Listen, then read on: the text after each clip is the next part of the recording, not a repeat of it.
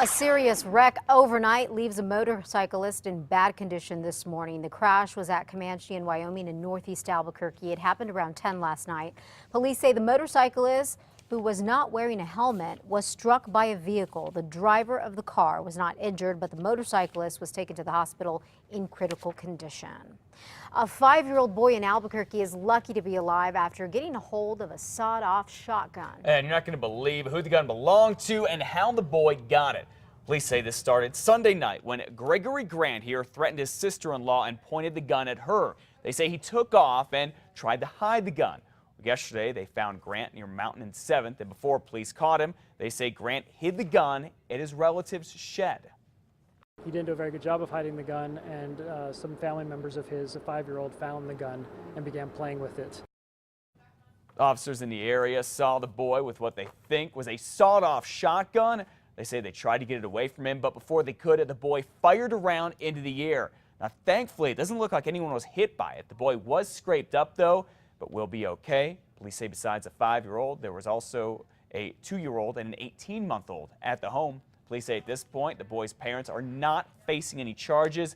Grant, however, faces aggravated assault with a deadly weapon and child abuse charges.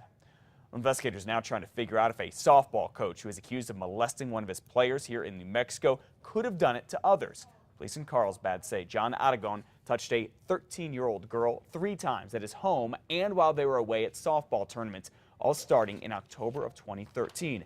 The girl says she went to Aragon's home to hang out with one of his daughters. Then she says at one point Aragon told her, and I quote here, if she was 14 or 15, he would date her. The girl's family tells us by December they started seeing major changes in the way she was acting. She was totally different, had problems in school. Her grades went down. She was reluctant to play ball sometimes. Now, investigators say Aragon admits he lifted up the girl's pants and let her sit on his lap, but he says nothing else happened. He's now charged with criminal sexual contact of a minor. Police are investigating to see if there are more girls with similar stories. So far, they say they have not heard of any. Bernalillo County Sheriff deputies continue to investigate a stabbing in southwest Albuquerque. It's an update to a story we first told you about yesterday morning. Deputies were called to a house on Cypress Drive near Central and Atrisco. BCSO tells us a man was taken to the hospital with stab wounds, but they are not life-threatening. They aren't releasing any more information about the possible suspect or about the victim's identity at this point. Prosecutors in Farmington are calling a deadly shooting involving a deputy marshal justified. The district attorney's office in San Juan County says deadly force was necessary with 26-year-old John Marzelik. He was shot by a U.S. deputy marshal back in March. Video shows the suspect leading officers on 2 high-speed chases after sideswiping a pickup. According to the Daily Times, the DA made the decision based on 911 calls from officer reports that Marzelik could not be restrained even after being tased. Investigators believe he died from a combination of self-inflicted stab wounds and gunshot wounds from police. The time right now is 5:34. The state's controversial teacher evaluation system is catching some more heat. This comes after many teachers learned that their evaluations were wrong. Now the Public Education Department is blaming schools for this. APS says a big problem with its teacher evaluations is that family medical leave was not included in excused absences. Other districts have also reported problems. According to the Albuquerque Journal, Rio Rancho schools estimate up to 50% of its evaluations are flawed. That's half. TRC, 40%. And in the Moriarty-Edgewood district, 25%. But the Education Secretary-designate, Hannah Scandera, says this happened because the districts provided the wrong data, and the PED is working with them to fix it.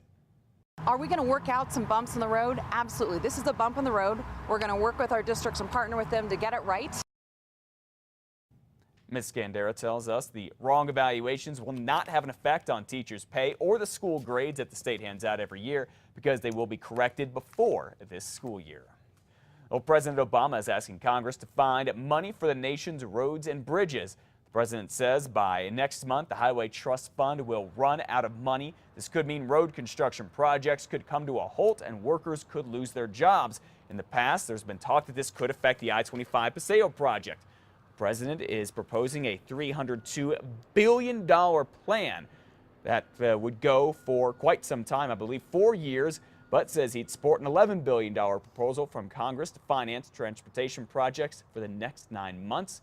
We'll keep you updated. All right, 5:36. Hard to forget, giant snake that made national headlines when it was found in a truck in Santa Fe. Yeah, a lot of people did that same thing. Well, its owner has been found. Oh, yes, and it turns out it belongs to a professional snake handler who actually trains animals to work on TV shows and movies. The 7-foot Burmese python was found slithering on top of a truck's engine. It was discovered by a man who had helped a woman when her truck stopped working. Ironically, the 20-pound python named Eve was actually training to be in the spotlight. The snake's owner, Dusty Webb, there is a professional animal handler, as I mentioned. Webb was actually reunited with her at the Santa Fe Animal Shelter recently. I was really happy to see her, and I think she was happy to see me, except they don't smile, so you don't know. But Well, Webb says Eve might have made her escape last week while he was out of town on work.